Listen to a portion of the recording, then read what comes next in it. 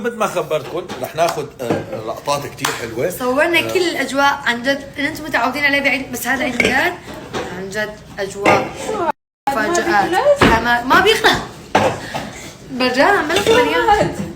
يلا طلع فيها اكثر من 20 حبه يمكن.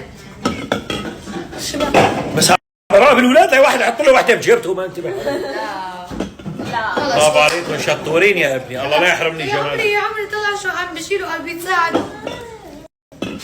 الله يعافيك. تعالوا تعالوا كمشتر. ماما بيردة بيردة بتسح ببرد بعدين هات له حطها هون.